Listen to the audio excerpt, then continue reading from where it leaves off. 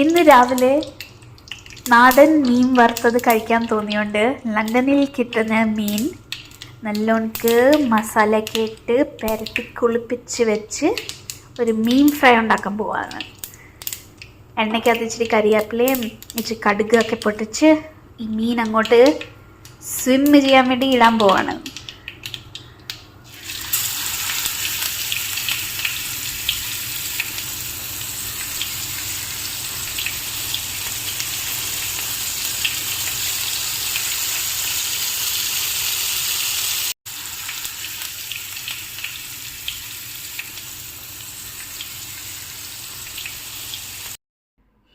അങ്ങനെ മീൻ fry ready ആയിട്ടുണ്ട്.